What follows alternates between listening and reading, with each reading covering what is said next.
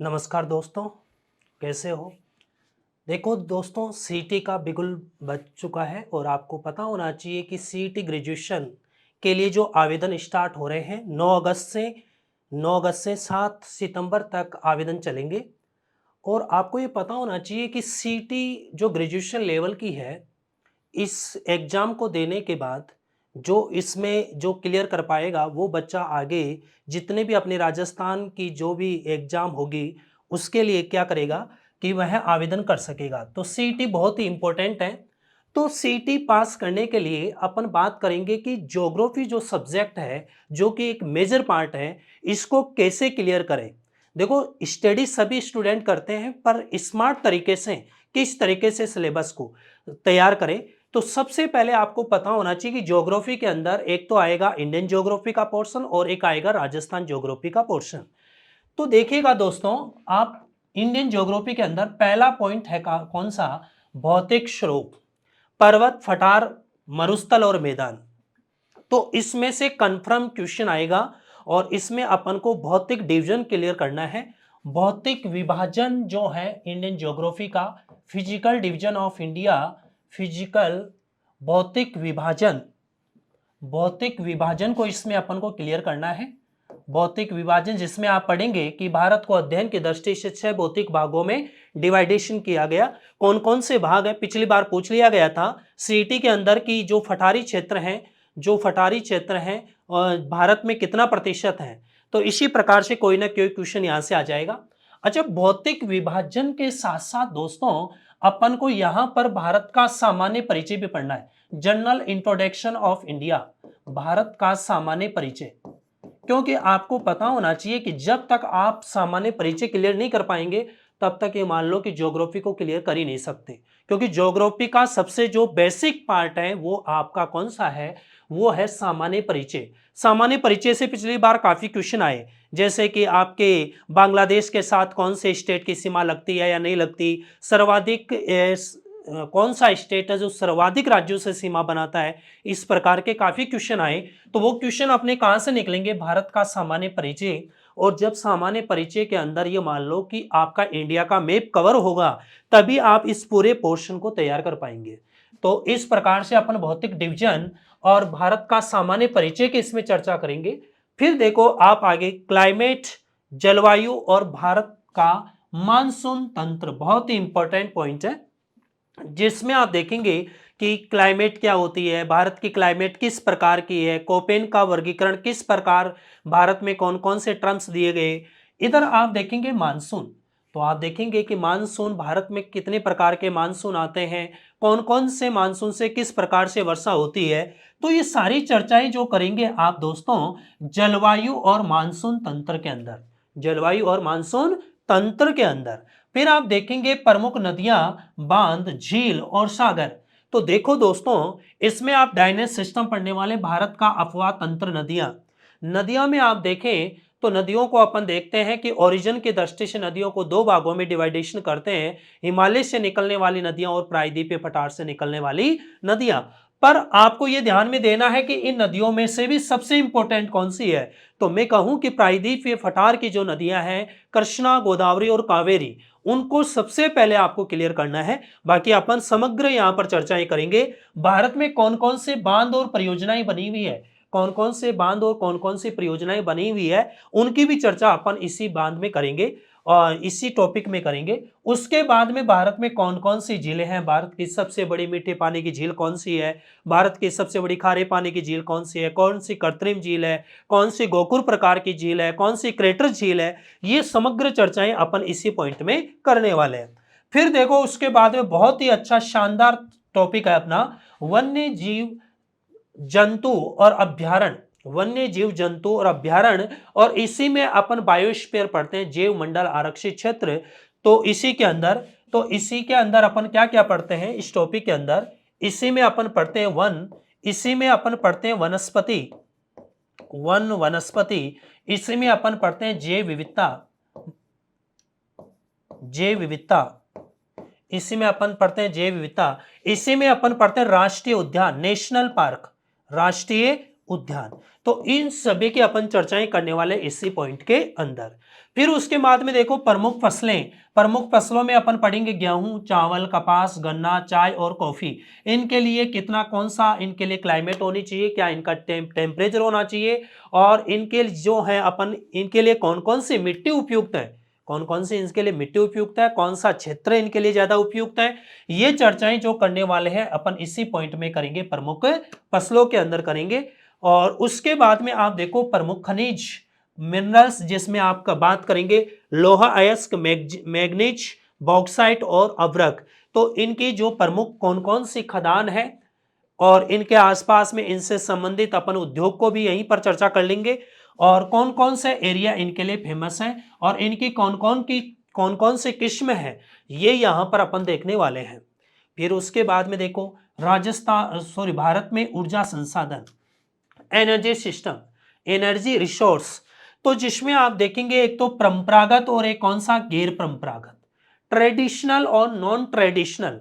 परंपरागत मतलब अपने दादा परदादा सभी इस जिस ऊर्जा का यूज कर रहे थे वो तो कौन सी हो जाएगी आपकी, कौन सी, परंपरागत। जैसे कि अपन बात करते हैं कि विद्युत ऊर्जा, तो ये क्या है कि परंपरागत ऊर्जा है। पर सौर ऊर्जा का अभी अपन ने यूज करना स्टार्ट किया तो वो कौन सी हो गई, गैर परंपरागत। तो यहां पर अपन चर्चा करेंगे। फिर उसके बाद में आप देखेंगे प्रमुख उद्योग और औद्योगिक प्रदेश। तो इसमें आप देखेंगे कि जब पंचवर्षीय योजनाएं पढ़ते हैं तो प्रथम पंचवर्षीय योजना जब प्रारंभ हुई उसका जो बेसिक जो आधार था वो एग्रीकल्चर को दिया गया। पर आप देखते हैं कि सेकंड पंचवर्षीय योजना है उसमें जो मेन जो फोकस किया गया वो उद्योगों पे किया गया।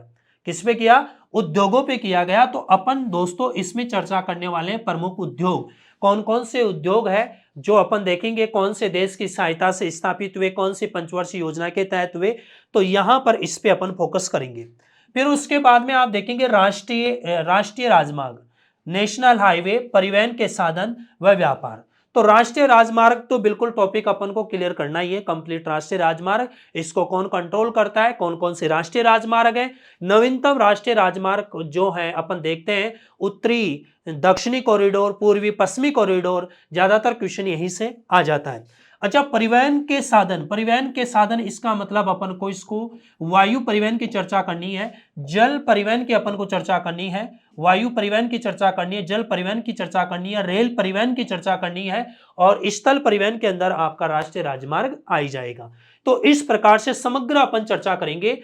और आपको यह पता होना चाहिए दोस्तों कि इंडियन ज्योग्राफी से 10 प्लस क्वेश्चन आपका इंडियन ज्योग्राफी से आने वाले हैं। इसका मतलब बहुत ही इंपॉर्टेंट पोर्शन है और इसको बहुत अच्छे तरीके से अपन क्लियर करेंगे। फिर उसके बाद में आगे बढ़ते हैं दोस्तों, और आगे अपन देखते हैं तो ये राजस्थान का भूगोल, जिसमें आप देखेंगे भूगर्भिक संरचना एवं भू आकृतिक प्रदेश। तो इसके अंदर भी इस पॉइंट के अंदर अपन देखेंगे, एक तो देखेंगे सबसे पहले राजस्थान का सामान्य परिचय, क्योंकि जब तक सामान्य परिचय नहीं करेंगे तब तक पूरी ज्योग्राफी अधूरी है। तो सामान्य परिचय की चर्चा करेंगे, और सामान्य परिचय के साथ साथ आप बात करेंगे यहां पर भौतिक विभाजन, जिसमें आप देखेंगे कि राजस्थान का पहला भौतिक वर्गीकरण किसने दिया, 1994 में हरिमोहन सक्सेना ने 4 भौतिक भागों में डिवाइडेशन किया। तो ये समग्र चर्चा यहां पर अपन करने वाले हैं। फिर जलवायु दशाएं, मानसून तंत्र और जलवायु प्रदेश। तो इसमें आप देखेंगे कि राजस्थान की किस प्रकार की जलवायु दशाएं हैं, राजस्थान की किस प्रकार की जो जलवायु है। फिर उसके बाद में आप देखेंगे मानसून तंत्र। तो मानसून अपने जो है राजस्थान में वो 3 टाइप का जो मानसून जो है अपन देखते हैं। तो इसमें कौन कौन से मानसून के द्वारा किस किस क्षेत्र में वर्षा होती है, इस समग्र चर्चाएं अपन यहां पर करेंगे। फिर उसके बाद में कौन सा है जलवायु प्रदेश, कौन सा है जलवायु प्रदेश के अपन चर्चाएं करें दोस्तों। तो जलवायु प्रदेश के अंदर अपन इसमें चर्चाएं करेंगे, जैसे कि अपन भारतीय मौसम विभाग के द्वारा जो है जलवायु वर्गीकरण, इसमें अपन चर्चाएं करेंगे। इसमें जो चर्चाएं करेंगे भारतीय मौसम विभाग के अनुसार जलवायु वर्गीकरण। फिर बात करेंगे अपन कोपेन का वर्गीकरण। फिर उसके बाद में अपन बात करेंगे इसमें थॉर्नवेट का वर्गीकरण। फिर उसके बाद में आप बात करेंगे टिवार्था का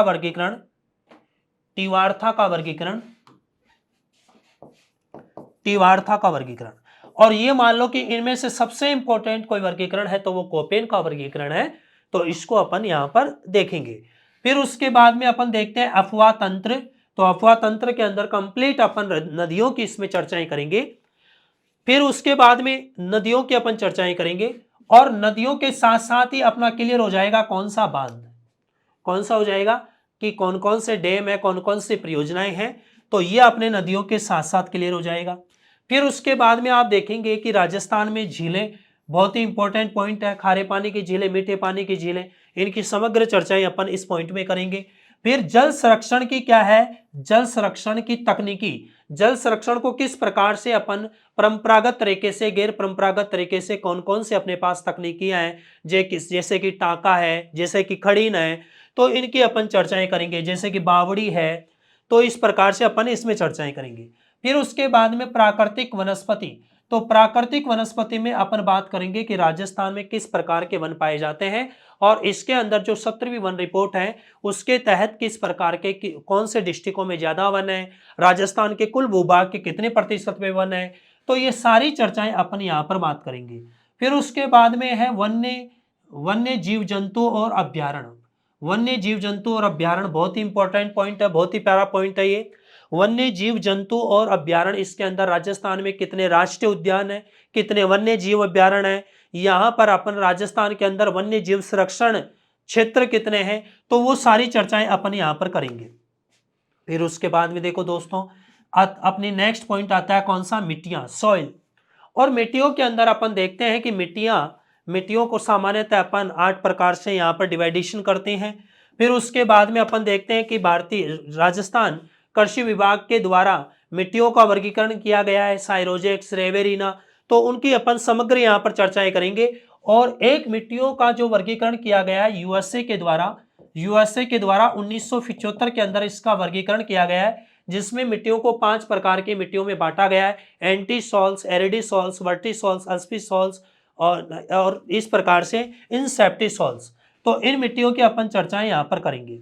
फिर उसके बाद में आप देखेंगे रबी और खरीफ की प्रमुख फसलों की अपन चर्चाएं करेंगे, कौन कौन सी खरीफ की फसलें हैं, कौन कौन सी रबी की फसलें हैं, कौन कौन सी जायद की फसलें हैं और उन फसलों की कौन कौन सी किस्में हैं, ये अपने लिए बहुत ही इंपॉर्टेंट हो जाता है। फिर उसके बाद में आप देखेंगे जनसंख्या वृद्धि, घनत्व, साक्षरता, लिंगानुपात। कुल मिलाकर अपन को यहाँ पर राजस्थान की जनगणना पढ़नी है। तो राजस्थान की जनगणना वर्तमान में अपने पास में जनगणना आंकड़े कौन से 2011 के आंकड़े, तो अपन उसको देखेंगे यहाँ पर। फिर उसके बाद में आप देखेंगे प्रमुख जनजातियां। तो राजस्थान में कौन कौन सी जनजातियां, मीणा, गरासिया, सहरिया, इन डामोर, इन जनजातियों की सासी वगैरह, इनकी अपन चर्चाएं करेंगे यहाँ पर प्रमुख जनजातियों में। फिर उसके बाद में देखते हैं आप खनिज। तो खनिजों को 2 टाइप में डिवाइडेशन करते हैं, एक तो कौन से धात्विक खनिज और एक कौन से अधात्विक खनिज। धात्विक खनिजों को फिर 2 भागों में, एक लौह धातु और एक कौन सी अलोह धातु। तो ये समग्र चर्चाएं जो अपन करने वाले हैं इस अपन खनिजों वाले पोर्शन में करेंगे। फिर उसके बाद में आप देखेंगे ऊर्जा संसाधन। ऊर्जा संसाधन में वही परंपरागत और गैर परंपरागत, यह अपने इंडिया के अंदर भी है और ये राजस्थान में भी है। तो इससे संबंधित अपन को ज्यादा करंट अफेयर्स पे फोकस करना है कि वर्तमान में कौन कौन से करंट अफेयर्स में ऊर्जा के प्लांट लगाए जा रहे हैं, वहीं से लगभग संभावनाएं बनती है। बाकी यहाँ पर समग्र अपन चर्चाएं करेंगे। फिर उसके बाद में पर्यटन स्थल। तो पर्यटन स्थल के अंदर अपन देखेंगे कि राजस्थान में पर्यटक विभाग के द्वारा कौन कौन से डेवलप कार्य किए जा रहे हैं। जैसे कि अपन देखते हैं कि यूनेस्को के अंदर राजस्थान के 10 स्थल है वो कौन कौन से हैं और राजस्थान के जो पर्यटन परिपथ है वो कितने हैं, वो समग्र चर्चाएं अपन पर्यटन में करेंगे। पर्यटन की जो ग्रामीण पर्यटन नीति कब बनी है ना, तो इस प्रकार से राजस्थान पर्यटन नीति कब बनी, उनकी समग्र चर्चाएं अपन यहाँ पर करेंगे। फिर यातायात के साधन, राष्ट्रीय राजमार्ग, रेल मार्ग और वायु परिवहन, वायुयान। तो इसकी अपन राष्ट्रीय राजमार्ग, तो राजस्थान से कौन कौन से राष्ट्रीय राजमार्ग हैं, इनकी चर्चाएं भी अपन यहाँ पर करेंगे। राजस्थान से कौन कौन से कॉरिडोर यहाँ से राजस्थान से गुजरते हैं और कौन कौन से डिस्ट्रिक्टों से गुजरते हैं, तो वो समग्र चर्चाएं अपन यहाँ पर करेंगे। और राजस्थान ज्योग्राफी के जो क्वेश्चन आएंगे दोस्तों, वो 15 क्वेश्चन आएंगे। कुल मिलाकर अपन ये कह सकते हैं कि ज्योग्राफी सब्जेक्ट से जो क्वेश्चन आने वाले हैं, ज्योग्राफी से जो सब्जेक्ट से क्वेश्चन आएंगे, तो लगभग वो 25 प्लस क्वेश्चन आएंगे। और 25 क्वेश्चन का मतलब होता है बहुत बड़ा पार्ट। यदि अपन को इसको क्लियर करना है तो बहुत बड़ा पार्ट है कि अपन को इसको बहुत अच्छी तरीके से क्लियर करना ही होगा। तो इस प्रकार से दोस्तों, तो इसके अपन चर्चाएं करेंगे बहुत ही जल्द। ओके, धन्यवाद।